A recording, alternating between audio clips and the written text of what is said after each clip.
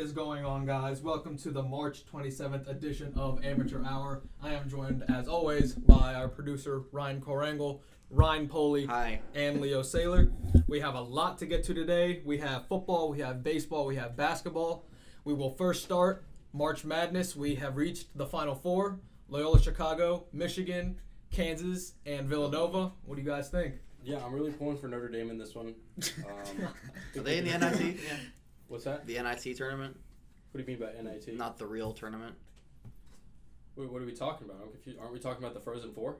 Yeah, that's what we're talking about. Yeah, so like I said, I'm just playing. Welcome into the podcast. Final Four, how we looking on it, boys? What do you guys think? So we got Loyola Chicago versus Michigan. That game is going to be a 3-point battle. Both of those teams shoot the three ball so well. I was hoping Kentucky would actually make a run because they had the easiest run into the Final Four, and they blew it. Who'd they lose to again? Kansas State. Yeah. They didn't get off to a good start. There was 15-1, if I'm not mistaken, was the score of the Kansas State-Kentucky game. Yeah, the Loyola Chicago and Michigan game is going to be a 3-point contest. I'm sure of it. Both of those teams shoot the three extremely well. But I think guys like Mo Wagner and Duncan Robinson are going to turn the tide for Michigan. For sure. That's what's going to be the key is if Loyola Chicago can defend the paint. I mean, they're going to prove they're a top-tier team, a real Final Four team, if they can play defense late in the games. That's really usually what it comes down to. It's been a Cinderella run for them. The last 11 seed to make the NCAA tournament Final Four was George Mason. And then, it was VCU and then George Mason. Yeah. VCU was like 2013. Yeah, George Mason. They were coached by now Miami coach Jim Larinaga. Mm-hmm. So we'll see what Loyola Chicago. It's been a Cinderella run. We'll see if they can do the almost impossible and make it to the championship game. And then the other game, Villanova versus Kansas. God, I really wanted big boys. I really wanted that ball, that Grayson shot at the end of regulation to go in. It spun around like 3 different times, and I'm like, oh! I almost cried. I almost did cry, actually. I'm sure you did as a very loyal, quote-unquote, loyal Duke fan. I went to the national championship when they were in it a few years ago. What was you it, like weren't even 6 a years fan ago? at the time that you went to the game. I am now. You Freshly converted. of the game. I call it fresh conversion. I was excommunicated from UC fan base by a couple friends of mine, so I switched to Duke because people hate me. Why can't you be like a normal person and root for your school? Did you MSJ? see? Why are you not a Lions fan? Until we're in the tournament, I have nothing to cheer for. We were in the tournament 2 years ago. Yeah, 2 years ago. Also, in case you guys didn't know, we were Division II champs in 1992. Yeah. Nation It's been a minute. It's crazy. Yeah, this is the Villanova-Kansas game. This should be a great game to watch because both teams have so much experience on their team. Jalen Brunson, Devontae Graham, two of the best, most experienced point guards. They have national championship winning coaches. You have Malik Newman, LeGerald Vick, Michael Bridges. The stars are out. There's experience. This game should be an instant classic. It's high octane, man. It's gonna come down to the wire in my mind. Unless someone pushes like a 20-0 run late in the game, it's gonna be a tight game till the very end. The main matchup I'm looking for is Frank Mikhailuk versus Michael Bridges because that's going to be the defensive matchup to see. I want to see a posterizer dunk from Bridges again, dude. He puts one up every game. Michael Bridges is a top 10 NBA prospect. Mikhailuk is a really underappreciated player on Kansas. He can shoot the three. He defends. He's an emotional leader for them paired with Devontae Graham. That should be a matchup to watch. And then Uduke Azubuike, center for Kansas, if he can take advantage of Villanova's lack of depth at center, which will be a really nice which is why matchup to watch. Duke would have been a really good matchup for themselves in this game because they have really good bigs and they have slashing guards that can shoot the three too as well. So they have a great offense for whoever's defense they were going to play in this game, no matter what. They had an easy run to the championship and they blew it because Grayson Allen, the fate, it wasn't written in the stars. Why are you so close to the microphone? Yeah. I was trying to read the agenda upside down and. You can't even read right side up. You're right, and that's why I thought maybe I could upside down, but I was wrong. It's okay. I tried. was. So it should be a great Final Four. Predictions: Loyola, Chicago versus Michigan. Who do you guys got? I gotta go with Loyola Chicago. You think they pull the upset? I gotta say that. Ron, what do you think? Sister Jean's got the magic, man. Leo? I think everyone wants them to have the magic, but I'm pretty sure that their magic beans are going to run out at some point. Yeah, This just seems like the year like a double-digit seed makes it for the first time in the championship game. Like they've done everything right so far. Who's to say they're not going to beat a Michigan team who's gotten anonymously put it hot? this way: Michigan has done everything right so far. Also, okay, So the fact that Loyola has done everything right to this point, what's that really mean? So have the other 3 teams. Yeah, so what's your argument against Loyola then? Because it's the same argument you have for Michigan. It's because I believe Michigan to be a better team. Look at it this way: the teams that Will Loyola they play in a has harder beaten, conference? Yeah. The teams Loyola has beaten, they've beaten them, so they've played better in those games. But I think it's well known that those teams are better teams. Correct? Mm-hmm. I mean, look at it. Say the Hawks beat the Warriors. Are the Hawks now better than the Warriors? On that given day, Any given day, any given day, anybody can win. Any given day, exactly. And so they've been better than those other teams on those given days. However, I think that I'm going to continue to go with the team that, in my opinion, I think many opinions, is the better team. He's just a hater. And they've done the right thing to this point, just as Loyola has. I'm Full telling credit to Loyola. If they Yeah. win, I totally support them. I totally do. But I don't see them pulling it out. Yeah, I think Michigan was this game. I'm a big Ohio State fan, so I'm rooting for Loyola Chicago, but the inside-out game with Duncan Robinson and Mo Wagner, I think it's going to be way too much for Loyola Chicago to handle, so I'm rocking with Michigan in that game. And Villanova, Kansas, the instant classic. Who do you guys got? Gotta go with Nova. Nova? Yeah, Nova looks too strong in all parts of the game. Totally agree. Yeah, Villanova, they're the deepest team in the country. They're the most experienced team. Who was the guy There's from no Kansas that got weaknesses. hot in overtime against Duke? Made like every shot. Malik Newman. Yeah, if he makes every shot, like literally every shot, like he did in overtime against Villanova, Then they have Kansas a shot. can win. Then they have a shot. Yeah. But like other than that, it's just they don't match up well. From day one, Villanova has been the best team in the country. Mm-hmm. Honestly, even when Michigan State was hot, when Duke was hot, I never wavered on Villanova. They're the deepest team. Have they? They're the most experienced team. Yeah. Was there a game this year where they played where they weren't the number 1 seed in the world? Yeah, they weren't number one for a while, but like a lot of people, including myself, trusted them all the way. Yeah, they've been Especially top having 3 seed Jalen at Brunson least. back when Yeah. he came back for his junior year, having the experience at point guard. That's why I like this matchup. Devontae Graham, Jalen Brunson. Trayvon Duval from Duke is good. He's talented, but he's erratic with the ball. Mm-hmm. He's inconsistent. He doesn't shoot free throws well. Mm-hmm. These two are experienced. They've been through the fire, and that's why I like The this only matchup. thing Duke missed was their 3-point shooting percentage. It was like in the 20s or so. If you want to beat a good team and you got to play well on all cylinders, you got to play well on 3-point too. So should be a great Final Four. We talked about on any given day, and You're still hanging on this? No, not really. Kind of a different thing. Mhm. But on this given day, meaning today, which I believe is March 20-something. 7th. March 27th. Glad I didn't say 3rd because I almost did. Can't read or count. Exactly. What's the difference anyway? But anyway, on this given day, I think our one and only Safwan Alvey really truly does sound like a Stephen A. Smith. Thank you. I appreciate that. Skeptic, man. I'm suspicious. Have you been hanging out with Stephen A. lately? No, I don't. You Stephen got A. an is usually wrong with his predictions. Oh, Stephen very A. much so. picks a Him lot of and Skip. Yeah. He's really generally also wrong with his opinions as well. So that's another thing. Stay off the weed. And other big news in college basketball, just breaking, just official, Chris Mack has agreed to leave Xavier and become the new head basketball coach at Louisville. The curse of Cincinnati continues because everyone's jumping ship again. Yeah, I think this is a great move for Louisville. He's been a spectacular coach at Xavier, Elite 8 runs, Sweet 16 runs for a program that wasn't that big. Now they're a perennial power because of Chris Mack. I mean, I gotta give Chris Mack credit for how he did this, though. He didn't jump at the first option that gave him money. He waited and stayed loyal to Xavier until Louisville just offered him something he couldn't refuse. Yeah, that's a very good point. Now his wife, his kids, they'll never have to worry about money because he signed this deal, and I think that's a smart decision for him. That is a great point because he had offers before in years prior. Yeah. When he was making his Sweet 16 Elite 8 runs, and he waited for the perfect opportunity. Now he gets a blue blood program. He gets his money. He's going to have a better, easier time getting recruits. This was a very good move on Chris Mack's Loyal, part. they made him an offer he can't refuse, eh? What's that from, Leo? Goodfellas. Godfather. Scarface. Yes. Godfather. Yeah. The third one's a charm. All right. I think it's interesting.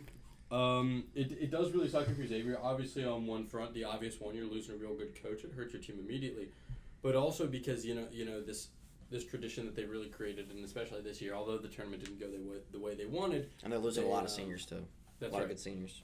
As well as, but the regular season was phenomenal, Mm-hmm. and so that would really help the recruiting process. But now with a new coach, It does changes that raise the dynamic of the questions team. about future recruitment process as well as the recruits that they brought in to visit the school this year? Because now there's a they're level of Cronin's uncertainty. class, or not Cronin's class. Chris Mack's class. Chris Mack's class. I'm Right. mixing up Angry Elves.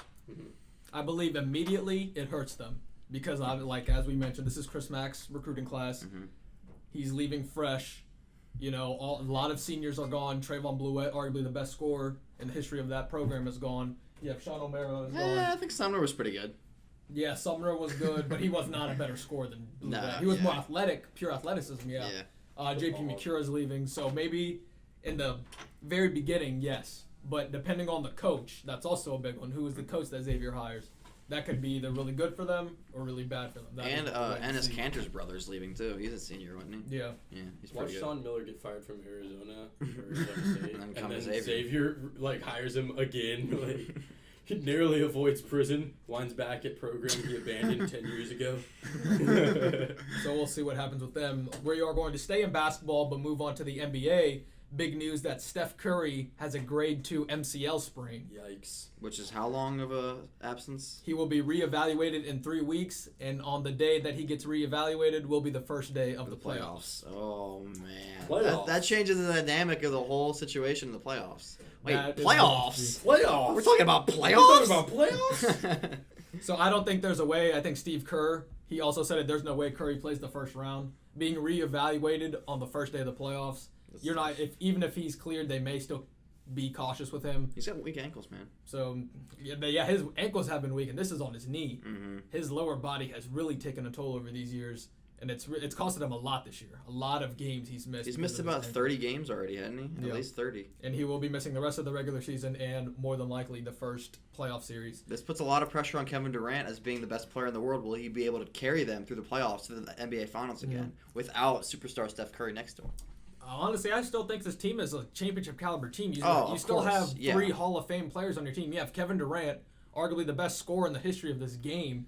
You still have Draymond Green, the reigning defensive player of the year. You have Klay Thompson, arguably the second greatest shooter of all time, behind his teammate. You know, this and a great coach. I have found 2 of those 3 accolades, but that's a debate for another day. Well, Kevin Durant being the best scorer of all time. Yeah. Yeah, that is debatable. He's up there. He's one of the top 5 greatest pure I scorers. put him in my top 3, not number 1. Yeah, I would say Put him in maybe my top 10.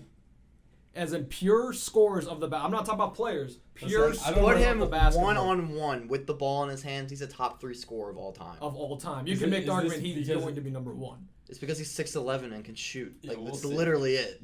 That's what I'm saying. It's not his talent. It's his, his genes. It's but, it's same difference. Like it applies on the basketball court as a skill. I disagree. Martin St. Louis, greatest passer of all time, but he's 5'6". So See- that doesn't see, mean, now- that now doesn't you mean he can- was less of a skilled of a passer. But now you can't tell me that you disagree because you don't even know who No, Martin St. Louis is. I don't care. If he's 5'6", he's at a disadvantage in the first place for being short. It doesn't matter what sport you're playing unless they're like a horseback rider or something, you know? Then it's an advantage. Then it's an advantage. That's why polo is crazy. That's why baseball's cool. Jose Altuve. Jose Altuve, best player in the game right now, Mm-hmm. without a doubt. He just got an extension. Yeah, smart man. Mhm. Smart man. 5 years, $150 million. Okay, so he's getting the same money as Stanton, which was 10 years, $300 million, but he's being more smart with his club, and he's giving him Like, who knows if the Astros are just, like, kaput in the next, 5 years. Exactly. Yeah. And this is an alternative to the opt-out clause that we're seeing in a lot of baseball contracts these days that really just leaves a lot of uncertainty surrounding the player and when they choose to hit the free agent market. Anyway, I think we're getting off Yeah. topic. Let's follow this. We will be getting to opening day Let's do here it. in a few minutes, so keep that in mind. But yes, I believe KD will still be able to carry his team at least to the Western Conference Finals. Yeah. But the first matchup is looking like the Timberwolves, so that is going to be a very They match exciting up matchup well. to see. They're not the best team, but, they match up well with Karl the Anthony Towns can take advantage of their weak post. Uh-huh. You still have Jimmy Butler who can guard anybody. I mean, you really can't guard Kevin Durant. You can only contain him. Contain him, yeah. And just he would be a it's good way to damage control. contain. You have Andrew Wiggins. Jeff Teague is a good point guard. Mm-hmm. That will be a matchup to watch. I still think they get out of that series, but not without a good few cuts and 6 bruises. games. Yeah. And then without Steph Curry, if they don't have Steph Curry against the Rockets, that's that's a a lot real of trouble. possibility. Yeah. They then you're lose. also asking yourself the question, will the Rockets have James Harden? He might be on the floor, but they also might still not have James Harden. Yeah, which yet to be Rockets Playoff, team yeah. are we Different going player to as get? soon as playoffs start. That's Exactly. also a big factor. Which Rockets team are we going to get? This regular season team that's one of the best That was of like all the best time team. offensively. Yeah. Or you're going to get the James Harden last year who completely choked against the Spurs. So that is something that we will look to. Now we're going to move on into football very quickly. And Ndamukong Suh to the Rams. The How best about defensive that? line in the game now with Aaron Donald and him. Eesh. That's scary. That is insane. Every quarterback in the league just pissed himself. They now look like my ultimate team. Yeah, you have Aaron Donald, who was just coming off of a Defensive Player of the Year, in which he didn't even report until post-training camp, Right. and still won the Defensive Player of the Year. Yeah. And Ndamukong Suh, who has been a top 3 defensive tackle since he's been in the league, and arguably the most dominant defensive player we've ever seen in college. The dirtiest, probably, too. Yeah, he loves to stomp nards. He really does. Yeah. Who did he do that to? Was that Aaron Rodgers? I believe so. Okay. Yeah. R.I.P. This is right up there, the defensive tackle combinations with the best of them. When you got teams like the 85 Bears with Refrigerator Perry and Hampton, you got the Steel Curtain. Steel Curtain. Mean yeah, I Joe was gonna say Green that. with L.C. Greenwood. Yep. The Purple People Eaters. Yep. Up there with the Rams when they had Deacon Jones. The Bears in the mid-2000s. I mean, Brian Urlacher. well, the Ray combination. Lewis in 2000. That's right. No, I'm talking about defensive tackle pairings. Oh, yeah. If we're talking defensive tackle, then With yeah. with L.C. Greenwood, Mean Joe Green, the Buccaneers in the 2002 championship they had Yeah, with Warren Warren Sapp. Sapp and Anthony McFarland. Yep. This is on par with them because these are 2 of the most dominant D tackles. We'll in see the how game. many sacks they have. I'm going to go with a combined 30. And at least. and it's going to be very hard to run on these guys too. Oh, my God. These holes are going to be clogged. They're going to be shedding. You can't guard these guys one-on-one, but the offensive lines are going to have no choice but to do that. Assuming that both Ndamukong Suh and Aaron Donald both Stay play healthy. 16 games, Yeah. do they get more sacks than Jadeveon Clowney and J.J. Watt do if they also Well, both play 16 they're games? on the edge. I'm about to say that Right, is hard right, to tell right. because there's 2 on the edge and there's It's Yeah. different. But that might be your 1 and 2 spots for the best quarterback pressures tandems in the NFL. Yeah, I mean, Clowney hasn't proved himself to be like a top 5 end in the league yet. Those 2 are like 1 and 2. He was on the verge last year. Clowney was he's right got- there. he's got a lot of does not potential. Get enough attention. He doesn't. You look Yeah. at his stats and you say, He had a great why year are last some year. guys getting attention when his stats are great? Exactly. Yeah. I think part of it is he was so overhyped coming out of college that Because he With hit that Denard big hit. Robinson one time. Yeah, Yeah. exactly. But even that, he was unblockable in college. That one hit did not define his. I mean, it maybe defined his career, but he was dominant in college. He looks like the Sean Oakman memes in real life, like again. Yeah. Like the reimbursement of him. I recently watched a video of whatever happened to Sean Oakman, and I forget what happened because he totally just flamed out. Mm-hmm. Like, Well, he was that's only why- famous because he had a 6-pack and he's like 6'9". and he had a really scary face mask. Yeah. It's terrifying. And what makes these 2 special, Aaron Donald and Ndamukong Suh, is that they can both pass rush and run block as exceptionally. So you can have Aaron Donald, who just came off an 11.5 sack season, Defensive Player of the Year, and Ndamukong Suh, who is also just as unguardable, pass blocking and run blocking. So you can have 10+ sacks and have the best run defense as well. Ndamukong Suh, or not Ndamukong Suh, Aaron Donald's second Defensive Player of the Year award, I believe. Yeah. Was it his rookie year or was it his sophomore year? Sophomore, and then he just Yeah. won it again. I got you. He's like the only defensive tackle with a 99 overall in Madden. But And deservedly so. And then Ndamukong Suh has just been dominant his whole life. Remember, he finished top 5 in Heisman at the University of Nebraska, and by wide concerns, the most dominant player we've ever seen in college. to answer your question, Sean Oakman is now playing for the Bismarck Bucks of the Champions Indoor, or the Indoor they're the Champions Indoor Football League. That's Sean not even like Oakman. CFL, like Canadian No. Football League. It's so funny how many guys we think like, oh, they were so hyped in college and oh, they didn't make it in the NFL, but they can do it in the CFL. And then you look at the CFL, and the CFL's still pretty solid. Like they don't like these guys don't just make it because they had solid college careers. Or even the XFL. Yeah, who knows? The XFL, Brett Favre and Johnny Manziel, the best quarterbacks in the league. Unfortunately, Johnny Manziel's criminal record will keep him out of the That XFL. rule will not Yeah, hold That up. will not That will not stand. All right, moving right along. What do we got next?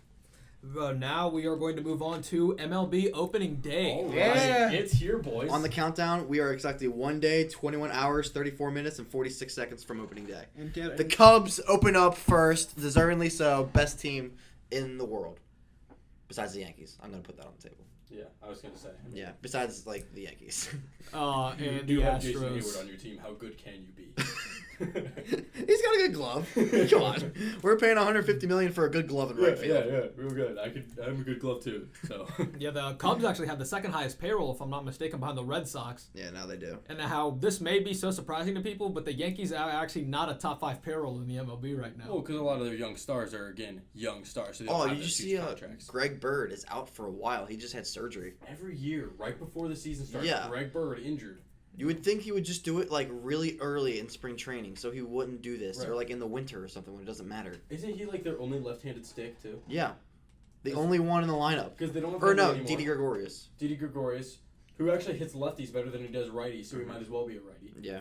And then Chase Headley, no longer No the longer, Yankee. yeah. Where'd He he went go? back to the Padres. Yeah. Yeah. They're gonna be good too. And then They're on the come up. Gleyber Torres, righty or lefty? Number 1 prospect in baseball. He's going to start for him. I'm not sure. Number 1 prospect in baseball. Are you sure about that? Gleyber Torres, yep. You sure it's Got not him from Vladimir the Guerrero Cubs. Jr.? It might be now. Yeah. But Gleyber Torres has been the number 1 prospect in baseball for the last year and a half or so. Whatever happened to Jerkson Profar?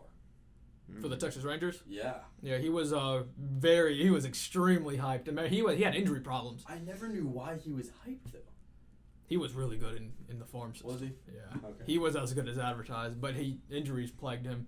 Wow. I wonder if he's still in the league. I'm going to look that up now. But you have all the blue bloods that are big favorites this year. The Red Sox are favorites. For the past couple years, the Cubs are again favorites. The Nationals, the Yankees, Astros. the Astros. The Reds released their opening day roster, star-studded lineup.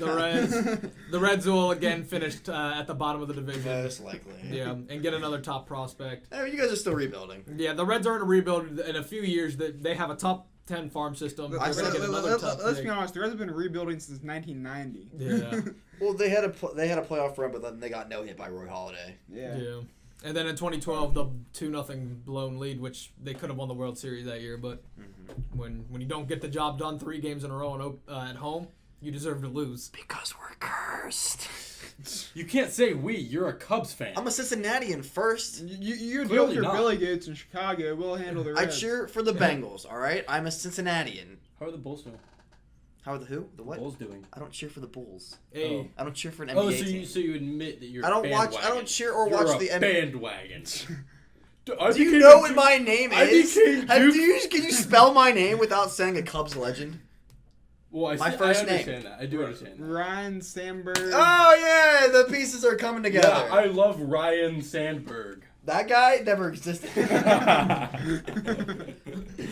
All right, we got anything else on the lineup here? but yeah, still talking about opening day. We were getting Yeah. we were getting a little off topic. A little bit. By the way, Jerkson Profar is still playing, and he's also still sucks. Yeah, he went from most hyped to completely forgotten. 229 career average. But yeah, personally, I think the Astros are really in line to go back Again. to the World Series. How's their pitching doing? I mean, they still got Lance McCullers. They still have Justin Verlander, Dallas Keuchel. They still have all of the big guns back on the team. Carlos Correa, Jose Altuve. Brad Peacock. All right, but back to what Leo was saying. Speaking of 220 averages, any big projections for Billy Hamilton this season? Does he plan on learning how to hit? He's going to anytime ride the soon? Mendoza line of about 230, 240. Like right before he becomes really good, but not good enough. Billy Hamilton still steals a lot of bases, steals anywhere between 50 and 70 bases, still hits 240 or less. He's still a great outfielder, but he still doesn't know how to hit. I don't see that changing this year. You can't steal first base. Yeah. He will get on base with his 240 and he'll steal a lot of bases, but I mean I don't see Not as many as he should. his average Potential. his average should doesn't lean into more get above pitches. 240. Yeah, wasn't that your profession in the Bush League? No, in high school I leaned into a Cameron Varga pitch. So Yeah, he sits about 95 right now.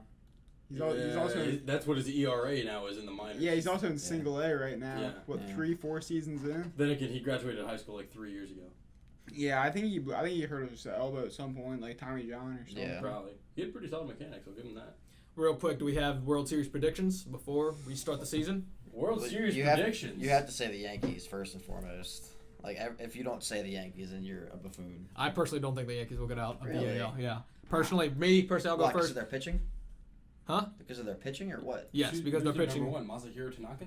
Yeah, their pitching is they're not. CeCe's still chugging are deep. along. Yeah, CeCe was really good last year. Yeah, he he's was in rehab like- in the winter before that, and he was really solid. Everyone last just writes off CeCe because he's old, dude. He puts up like veteran good numbers every year. And although their lineup may be vaunted now because they have Giancarlo Stanton, I personally think Aaron Judge takes a big step back. I personally think he's extremely Kind of hard to overhyped. top what he did. Yeah. He's a good player. Did you see what he did in the playoffs? I think he's overhyped. Everyone had a scouting report, and he went like what, one for his first 25. Yeah, I don't think he think he's a good player, but people overhype him because he is in New York. He strikes out so much. Yeah, I mean He's a little bit better of an average hitter than one would say Adam Dunn. The comparison. Ooh, He's a little bit better big on donkey. average, but he still strikes out a lot. He had a really bad finish to his season. I believe he takes a big step back. I also think Stanton might take a step back as well from an MVP season he had last I year. don't see Stanton doing that. That short porch in left field is calling. He may hit a lot of home runs, but in terms of average, he may drop down because he has a lot of fly smaller balls. outfield. Yeah, I mean, if you look at Judge's minor league stats, he's never played like he did first half of the season in his entire life. He's not going to repeat that. Right. But I don't know, with the whole CC Sabathia thing pushing, 41, Yeah. 42? Injuries also plaguing He's in him. his last few years, if not his last year. Am I the only one that's really bothered that no one's willing to sign old people these days? Like, I mean, not really old people. Yeah, like, just for like a 1-year contract. like Brandon Phillips cannot find a contract. There's no reason he can't be a utility infielder for a couple more years. Easy, like a corner, third base, second base kind of guy. Yeah. Teams are going after youth. Teams are going after Yeah. energy. That's That's what what it looks Pitchers like. you can hit. Otani. So a Well, scout. who actually cannot hit from what I've seen. Yeah, that's true. Spring trainers' numbers are not good. A scout recently said Otani should be starting the league or the year in A-ball. Yeah, That's crazy. he should be, and he's on the Angels starting roster for the opening day. Yeah, Wow. he's not starting, but he's on the roster. Is he going to be primarily field player? I think he's gonna start as a pitcher. Okay. So my personal World Series predictions before the start of the season, Astros coming out of the AL, Cubs get out of the NL. But I think a surprise team in the NL, the Mets. If their pitchers can get healthy, if Cespedes and Michael Conforto can stay healthy and produce, the Mets are a team that can make a run. I don't think they beat the Cubs. I think the Cubs hitting is too good, and I think Yu Darvish finally can get some consistency in the playoffs. The Cubs are back in the World Series. I think the Brewers are gonna have a wild card push this year. They look The like Brewers? not too bad at all because this Christian is Yelich. yeah, Underestimated. really. Yeah. And the Cardinals, they're that team that always makes like the last 3 weeks of the year interesting because they go like they win 75% of their games to make a wild card push. Right. But this none of their foundation starters are there anymore. Everyone's leaving. Everyone's jumping ship because they see the ship sinking. Yeah. They brought in Marcelo Ozuna. That's about it. That's just gonna bring Yeah. fans to the seats. Cardinals, really. I would be surprised if the Cardinals are a playoff team this year. They always are that team that gets it done when they need to, but I don't But see their it this year. workhorses in the pitching rotation are starting to get older and older. Yeah. Everyone's Adam starting to leave. Wainwright's. Yeah, he's not looking too hot. The Cubs, the Nationals, and the Mets are the only teams I see coming out. Mhm. Other than the AL has The more Nationals are more cursed than the Cubs nowadays. teams. Yeah.